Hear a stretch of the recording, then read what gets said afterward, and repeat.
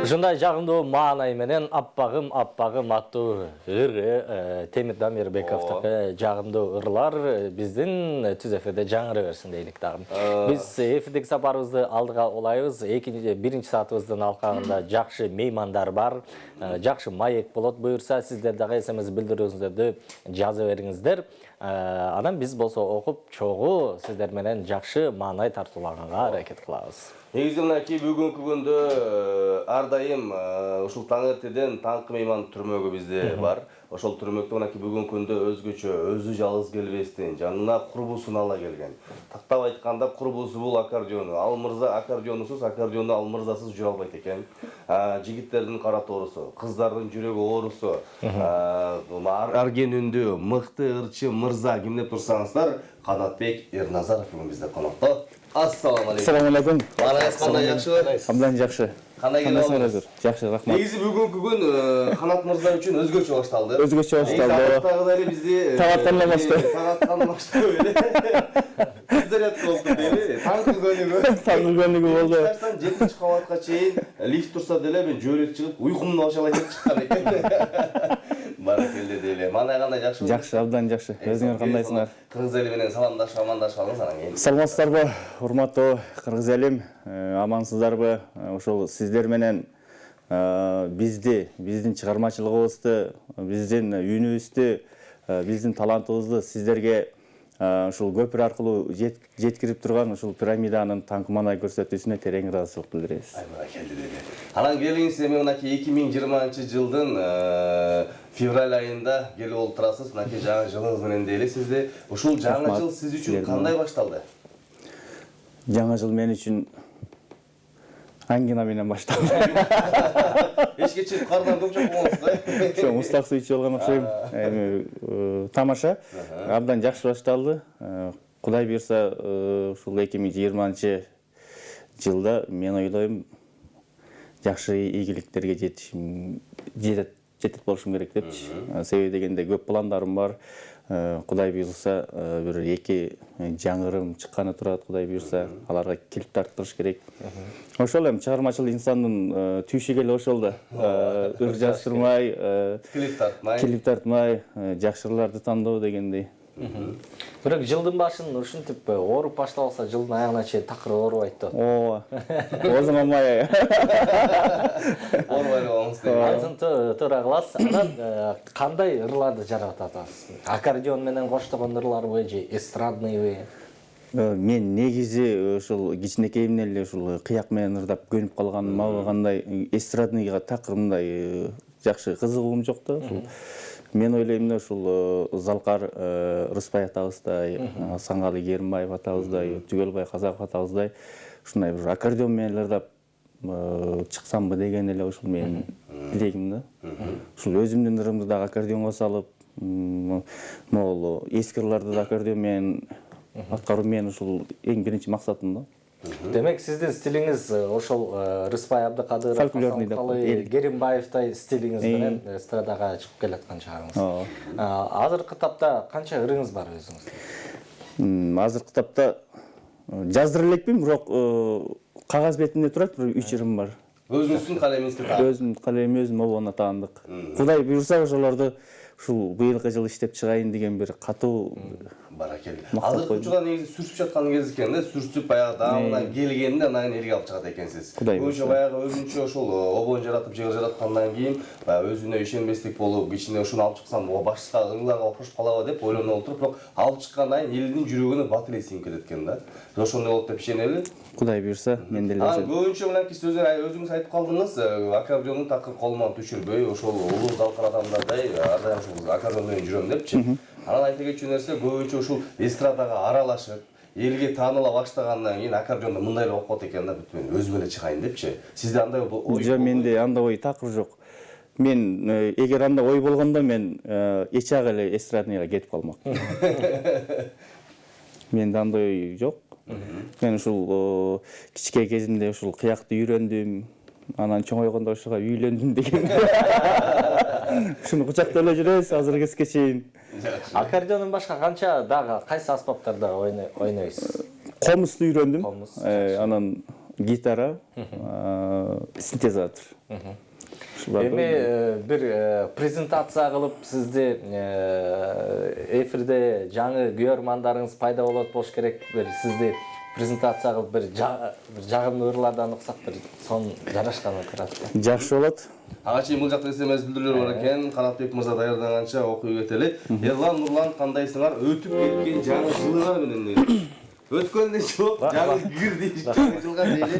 Баракелде, анан экранда көрүнбөй калдыңар го, Каракулжа району дейт. Мынакей кулай болсо көрүнө баштадык. Көрүнө баштадык. Биз сиздерди абдан сагындык. Саламатсыздарбы Ерлан, Нурлан, биз силерди дайыма көрөбүз. Бүгүн кызыгыз Акмаралдын туулган күнү менен куттуктап койгулачы деген экен. Куттуктайбыз, бар болсун, аман болсун. Ассаламу алейкум Ерлан, Нурлан. Ишиңерге ийгилик деп кара балтадан жазып жаткан экен. Чоң рахмат дейли. Аны эмесе келиңиз Канатбек мырзадан жагымдуу музыкалык жармак таптуу кандай коногу. Чоң рахмат. Анда эмесе ушу мен Асанкалы Керимбаев агайдын ырларын көбүрөөк ырдайм. Репертуарымдын жарымы ушул кишинин ыры. Ошол кишинин анда эмесе Гүлкайыр деген ырынан. Ай, жакшы.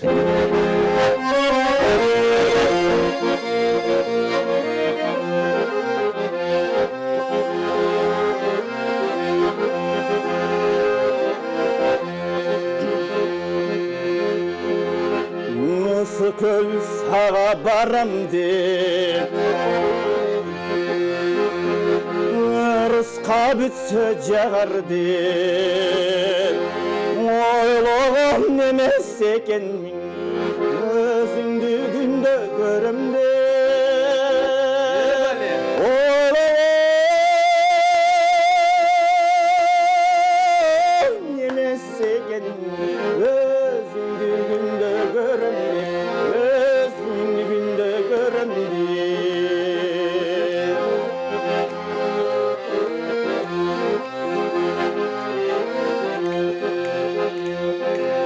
Görсөм да сени миң жолу көл бойлоп бастым түн бою Гүлкайыр сени мас болуп гүлүңдөн жыттап бир жолу Gülkayır seni mas bolup Cıtından cıttap bir jolu Cıtından cıttap bir jolu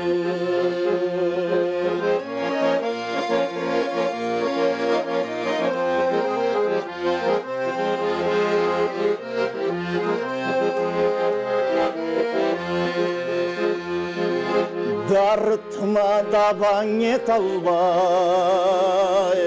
Dalaylar жүрсө жет албай Өмүрдүн баркын кеч билип Өзүңдөн турам кет албай Жашоонун баркын кеч билип Жаныңдан турам кет албай Жаныңдан турам кет албай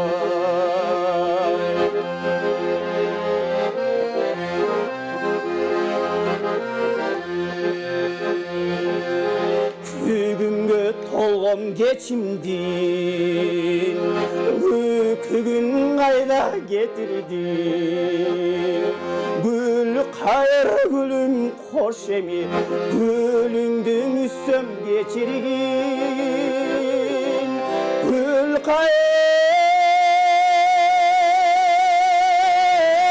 gülüm koş emi Gülüngdü üssöm geçirgin Günölü bolsam geçirgin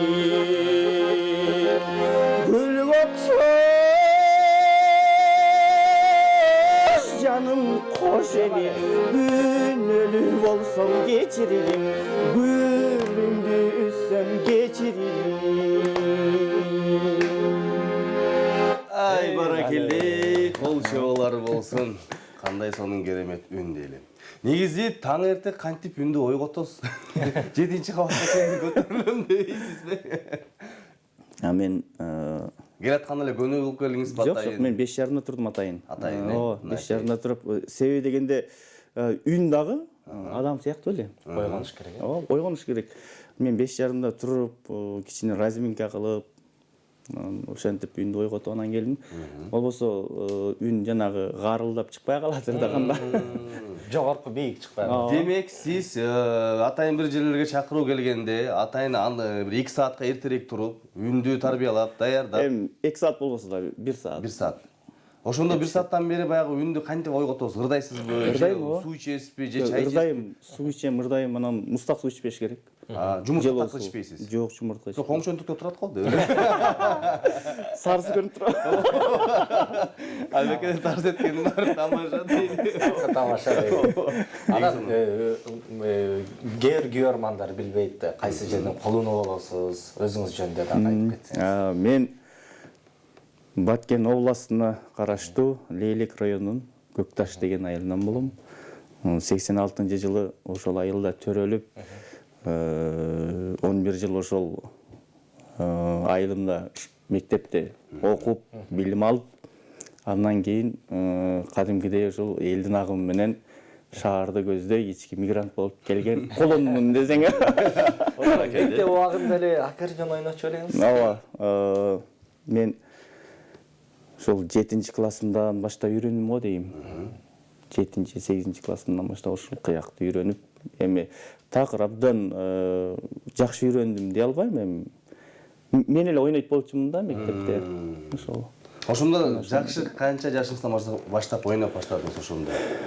Так, 12-13 жашымдан болуп калат. 12 жаш. 8 класс. Анан 9-класста биздин ошол Лейлек райондук балдар музыкалык мектеби бар болчу. 9-класста ошол жака кирип, параллельно ал жакты да ошол аккордеондон бир аз сабат алайын, ошол музыка дүйнөсүндөгү бир эмени билейин деп, анан ошол жака тапшырып, ошол жакты да чогуу бүтүргөмүн да. Баракелде. Ошондо 12 жашыңыздан үйрөнүп, андан кийин 18-19го чыкканда үйлөнүп аккордеонго. Ошондон бери чогуу жашап келе атасыз. Ошондон бери чогуу жанымда, кучагымда.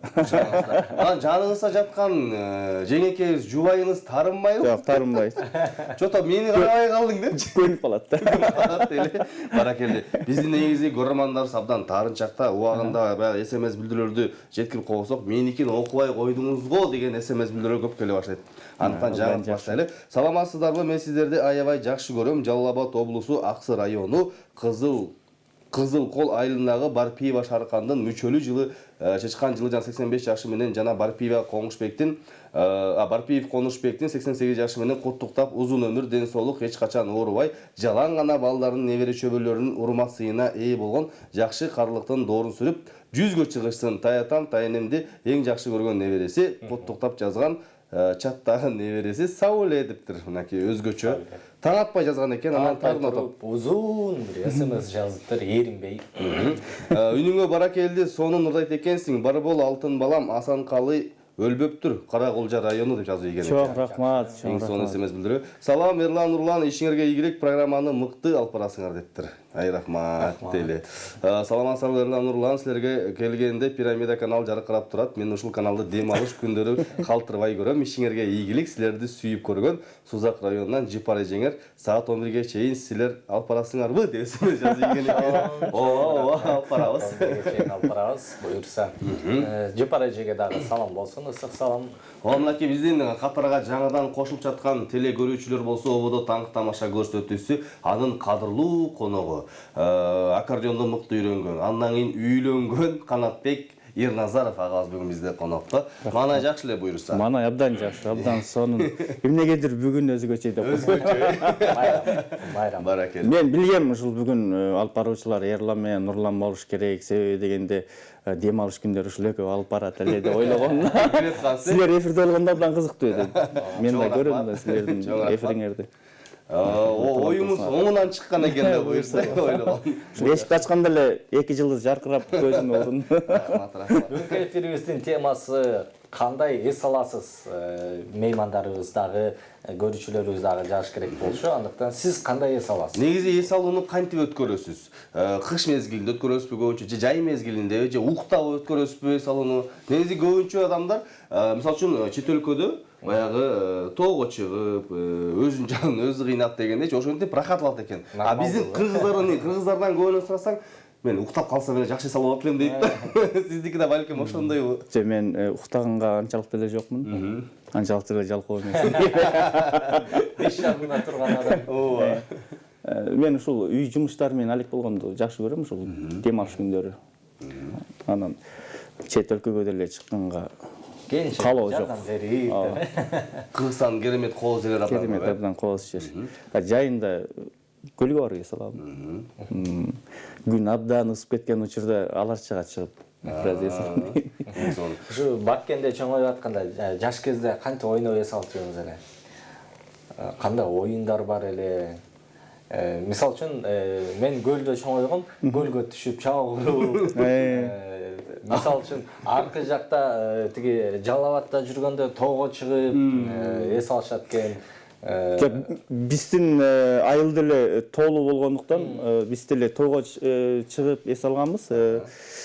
Достор менен мисалы майрамдарда чыкчубуз да, 9-майда, ошондой бир майрамдарда белгилүү даталарда тоого барып эс алып, атышектер менен.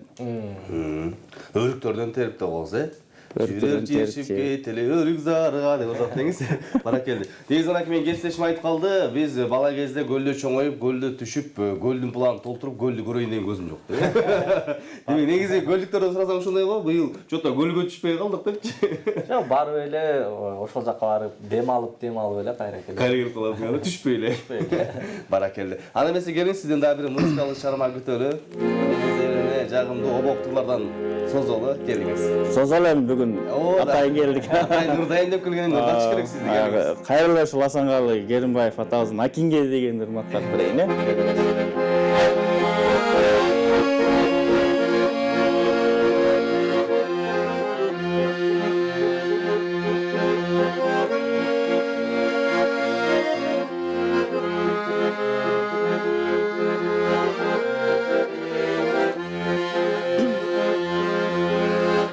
Артыңдан ой барсам бакчага, артылой колуң башкага жалындап сүйлөп жатып сынай, жалгырмай сени жатса даң сенин ой күчү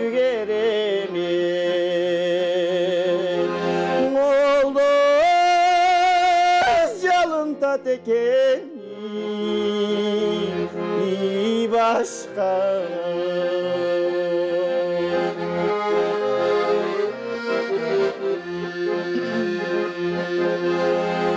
Көйнек ай киіп таптаза Мақақтай ай тишин қашқай ай Гүлміңдер сүйлеп жатып сынай Гүліңдің ой сенин албаса да Сенин ой күчү кереме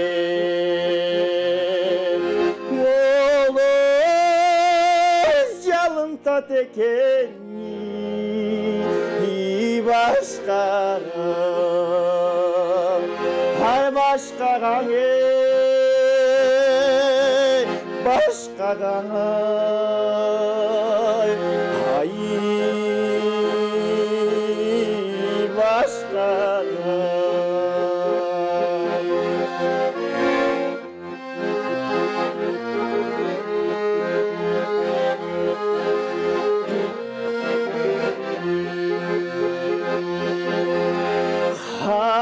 Geray minsem toktoboy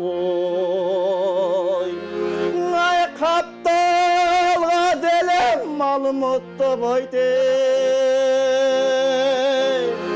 Kazaktan sulu köp gördüm ay Karege sagan okşoboytoy Kırgızdan ey sulu köp gördüm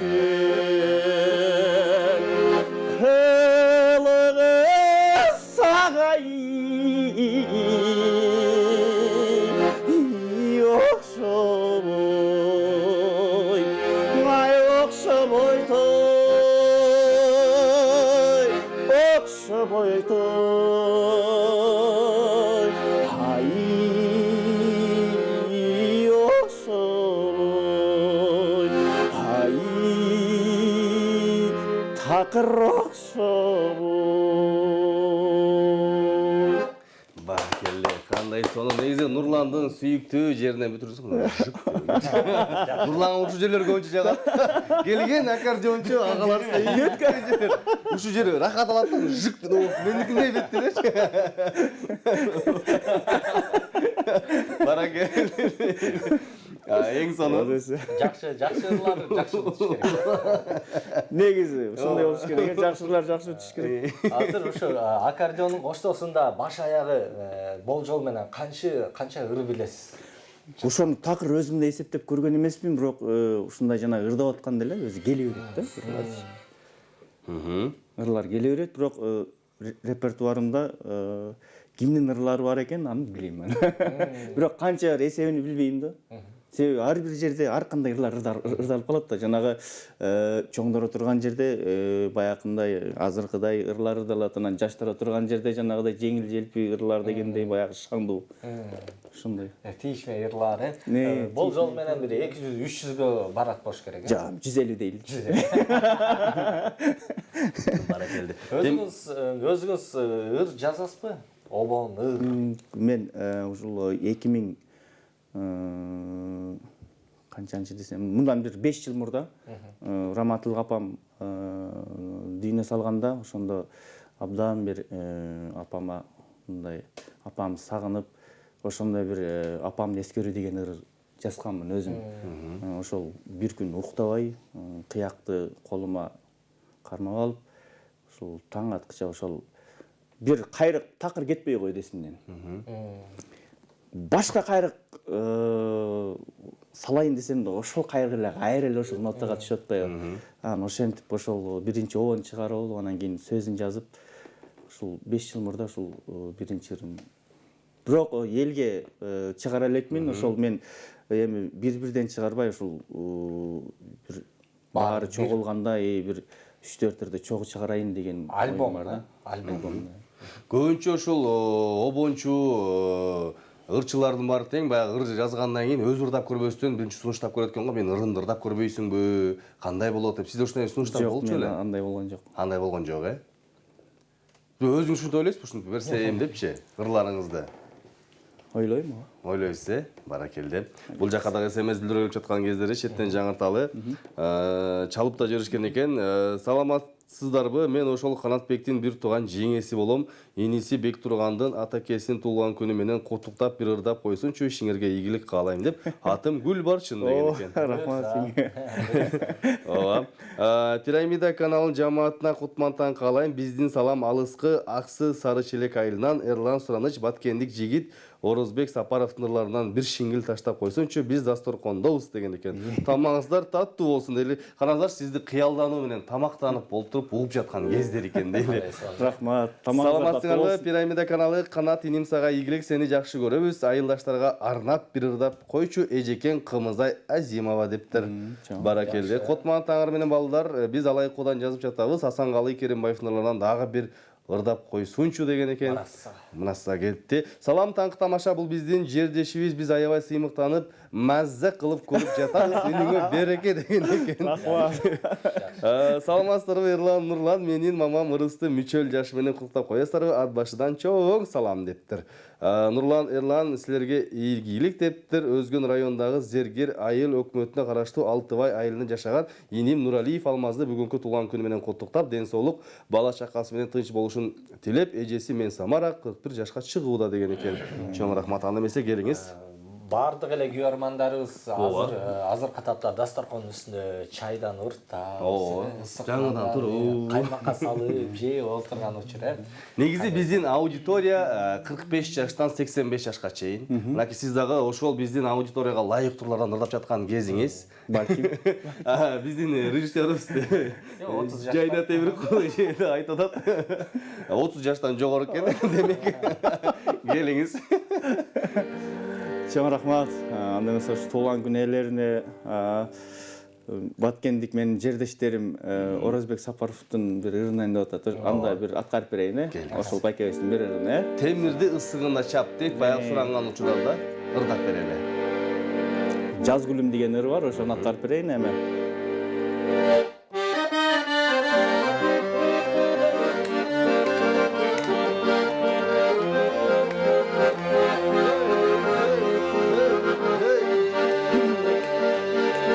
Bir özüңdü sağınar elem, canımdan alısqa getseng, seni dep yaşay berem, jaz gülüm sen elem. Bir özüңdü sağınar elem, canımdan alısqa getseng, seni dep yaşay berem, jaz gülüm sen elem. Mahabatın sen elem, canıma kubat bergen, mahabatın sen elem, yüreğimdü yelegen. Bulutlardan izlep gelen, özüňe men tazim etem, ak yüzüňe soktanıp, seni de vırday berem. Bulutlardan izlep gelen, özüňe men tazim etem, ak yüzüňe soktanıp, sen üçün men ırday berem. Mahabatın sen elem, canıma kubat bergen, mahabatın sen elem, yüreğimdü yelegen, yüreğimdü yelegen. Ay barakeldi. Nurlan Mырза, sizin ötünçünüz atkardı. Bildi. Barakeldi. Eң сонун. Рахмат. Керемет чыгарма дейли. Анан айта кетчү нерсе мына ким алдыга койгон максаттарыңыз кандай? Биз сизди билебиз, бирок сыр бойдон калсын. Жигитке 70 өнөр аздык калат дегенде сиз бөлөк кызматтардагы эмгектенип келесиз. Таланттуу адам бардык жагынан таланттуу демекчи. Ошол нерселерге убакытты кантип бөлүштүрөсүз? Ошол абдан кызык болуп жаткан кезде да. Көп кырды болуш керек. Көп болуш керек. Мен көнүп калгам да. Баарынын убакыттык сааты бар өзүнүн. Өздөрү эле бөлүнөр. Болгону аз укташ керек. Аз укташ керек. Укташ керек. Мен Эрте жатып эрте туруп мен бир 6 саат, 7 саат эле уктайм. жетет. Ошол жетет мага. Жетет. Демек 6 саат турсаңыз 12-де жатат экенсиз да?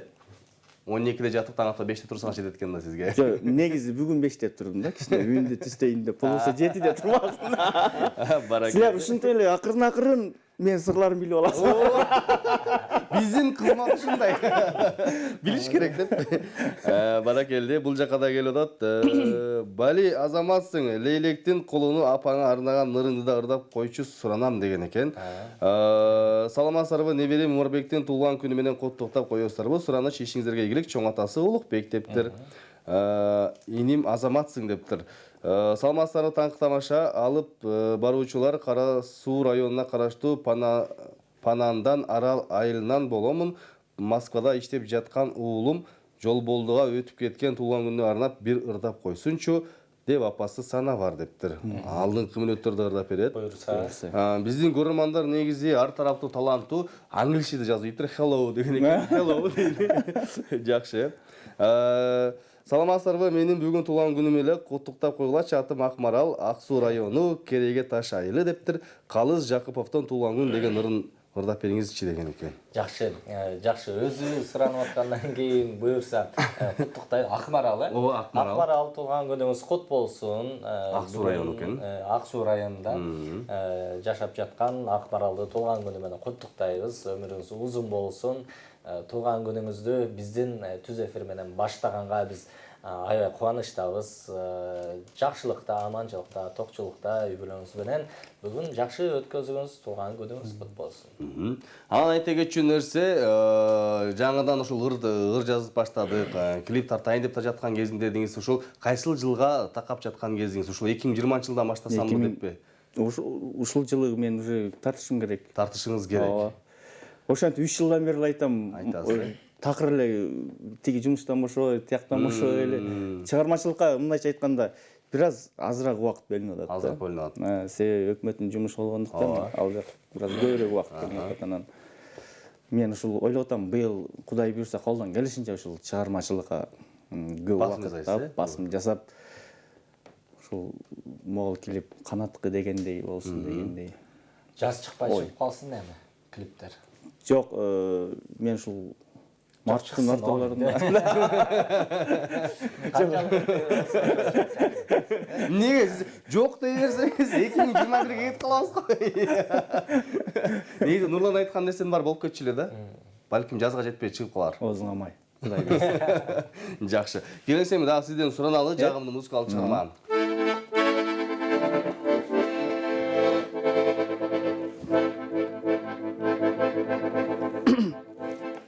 Анда эмесе жайдан бир аз шаңдуураак өтөлү, Эң сонун келиңиз. Биз бийлеп алалы. Бийлеп алалы. Силер бийлегиле.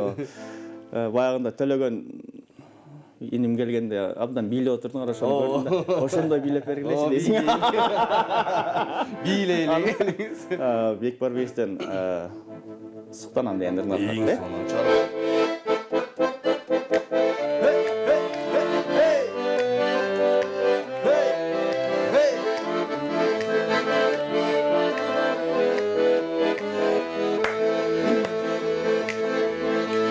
Суктанам, суктанам, жап-жашыл айланага, окмуштай жаз көркөм, теңелбейт сага гана, теңелбейт сага гана. Тартынбай бери карап, гүлчү жаным, бир кочактап жүзүмө сүйчү жаным, төбөлүк гүлүм болуп жүрчү жаным ай. Тартынбай бери карап, гүлчү жаным, бир кочактап жүзүмө сүйчү жаным, төбөлүк гүлүм болуп жүрчү жаным ай.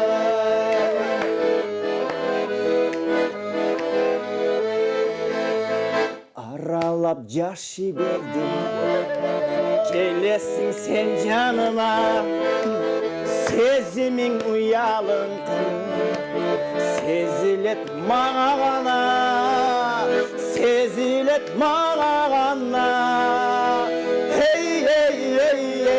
Тартынбай бери карап, гүлчү жаным, бир кочактап жүзүмө сүйчү жаным, төбөлүк гүлүм болуп жүрчү жаным ай. Тартынбай бери карап, гүлчү жаным, бир кочактап жүзүмө сүйчү жаным, төбөлүк гүлүм болуп жүрчү жаным ай. Жүрчү жаным, гүлчү жаным, сүйчү жаным ай. Ай, баракелди, кандай керемет аткаруу. Мына репертуарыңыз көп экен, жырларыңыз көп экен, костюмдарыңыз сонун экен. Галстугуңуз андан не жүрдү? Баткенге барып, өзүңүздүн чоңойгон айылыңызга барып, ошол жактагы айыл апаны чогултуп, жаштарды чогултуп бир концерт берейин деген оюңуз бар. Ошондой оюм бар, Кудай буйрса. Ал көптөн бери эле ушундай бир оюм бар, ушул өзүм туулган айылдан бир ушул аксакалдардан, ак элечек апаларыбыздан бир бат алсамбы деген оюм бар. Кудай буйрса, аны качан экенин мен өзүм да билбейм. Буйрса ошол ниетим бар да, Кудай буйрса чоңойсом деген. Чоңойсом деген. Демек сиз чоңой элексиз. Жаш бойдон элесиз. Эң 16 деген. Баракелди. Көп ырчылар чоң сахнага чыгаардын алдында бир элинен бата алып, аксакалдардан бата алып, анан бата алган соң баттан эле чоң сахнага чыгып кетишет да. Ошондуктан биз дагы күтөбүз. Буюрса мүмкүнчүлүк болсо ошол видеону дагы көргөнгө аракет кылабыз. Ар дайым биз колдойбуз. Рахмат. Буюрса балким чогуу барып калат. Балким чогулуп калабыз. Ошол жерде балким Эрлан, Нурлан алып барышып калат. Ошосуңар айтып атпайбы, балким чогуу бар. Силер кызмат кыласыңарбы? Баракелди дейли. Анан айта кетчү нерсе, көбүнчө кандай ырларга басым жасайсыз? Баягы салмактуу, оорбу же шаңдуу же кайгылуу дегендей. Салмактуу, оор, кайгылуу. Эмнегедир менин ушул жүрөгүм ошондойго жакын да. ошону эме кылат да, мен талап кылат да. Жүрөктөнчү дегендей. Бул Асан Калайдын эң эле оор басырктуусу бул ак булуттар болуш керек. Ак булуттар. Бирок мен ошону абдан оор аны жеткире ырдамайынча мен ал ырды ырдабайм деп өзүм сөз бергемин. Себеби дегенде мындай залкарлардын ушул жүрөгүнөн чыккан ырды бул азыр көрүп жүрөбүз да. Жана кыякты бир аз эле үйрөнүп алгандар ойноп атат да, ошону ырды ырдап. Кыякты ойноп ошол ыр менен ошол ырды ырдап атышат да. Бирок жарымдан көбүсү ката мисалы. Сиздердин тилиңиздер менен фальш, Фальш да. Жарымдан көбүсү фальш. Ошон үчүн мындай жакшы чыгармаларды ушундай бир ийинде жеткире турган убакта гана анан элге ырдап чыгыш керек деп ойлойм да. Мен негизги максатым ушул да. Ар бир ырды мен ушул жанагы азыркы ырдалып аткан ырларды мен 1-2 ай абдан репетиция кылам үйдө. Элге ырдап чыгарда. Абдан репетиция кылып, ырдап, аккордеон менен үнүм дал келген убакта ошол Асан Калы Керимбаев атабыздын ырын телефонго коюп алып, түнү менен угам ошол ырлардычы. Кандай ойнолот, кайсыл жерде кандай болот дегендейчи. Ошентип туруп анан элге ырдап чыгыш керек да. Бул ырлардычы. Себеби дегенде бул залкарлар абдан бир ушул жүрөгүнөн чыккан ырларды элге калтырып кеткен да, мурас катары. Бул ырлар ушул улам муунан муунга өтүшү керек. Анан аны эптеп-септеп ырдап коюп анан ал элдин көңүлүнө калып калбаш керек да. Анан ошо репетиция кылып атканда кошуналар эчтеке дебейби? Эми акырын да.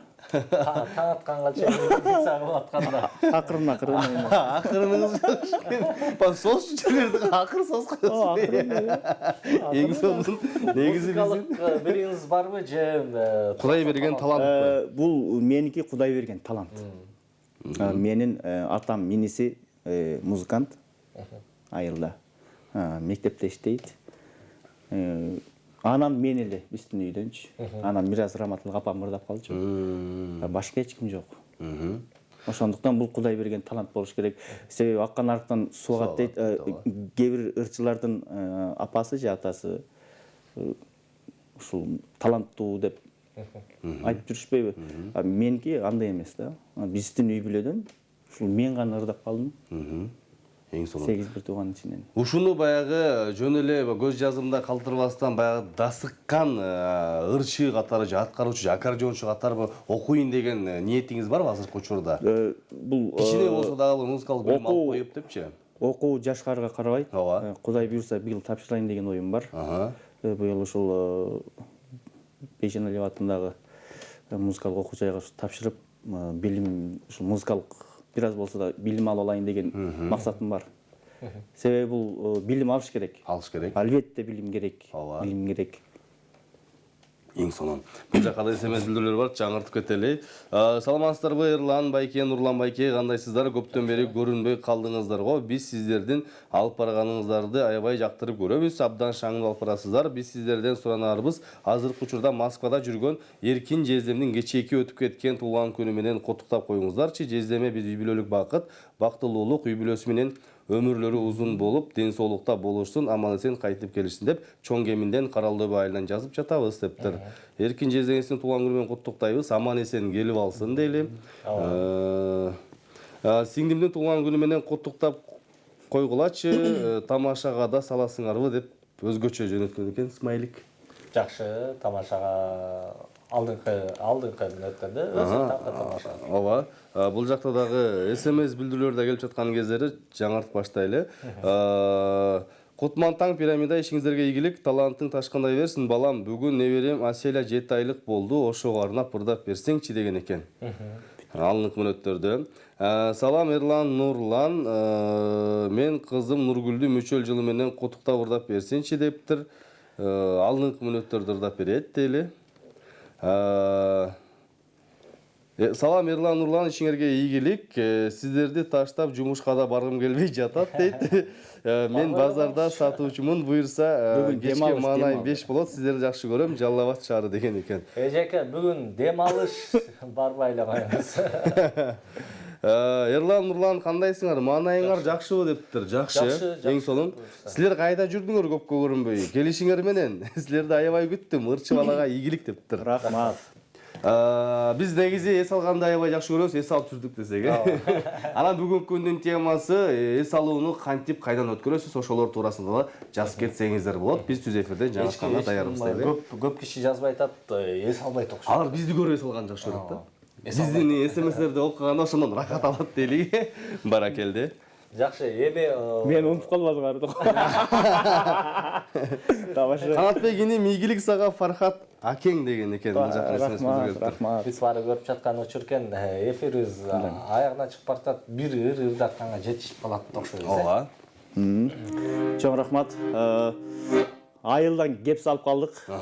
Жана эле ушул өзүмдүн байкем десем болот. Биздин айылдан ушул Көкташ деген элдин баары тааныса керек. Кыргыз элине белгилүү композитор Хабибилла Азиреткулов агайымдын бир жакшы чыгармасы бар, Айыл өтүн деген. Ошол менен анда эмесе эфирди жыйынтыктайлы.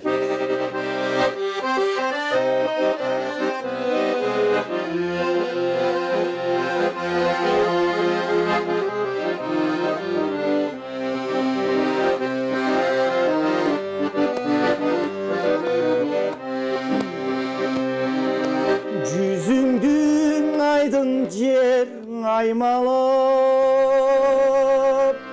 жүрөктө кусалык айланап,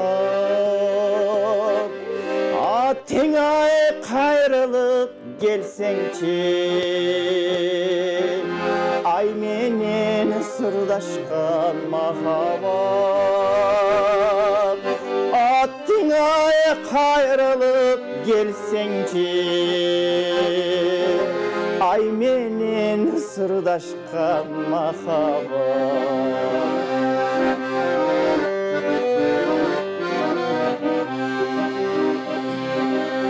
Жаралуу жүрөктү мас кылып,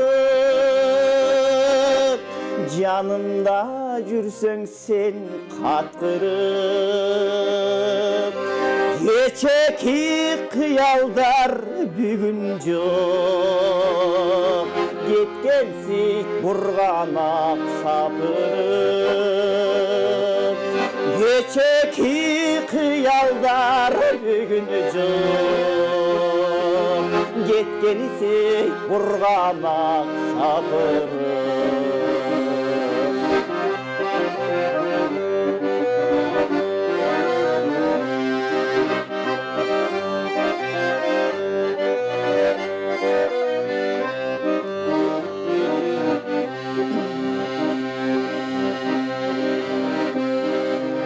Çolpondoy жаркыган үмүтүм, чоңуңан алолой күйүтүм,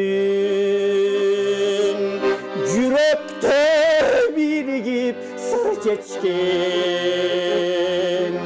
кайдасың жылдызды айлуу түн, жүрөктөр биригип сыр чечкен, кайдасың жылдызды айлуу түн.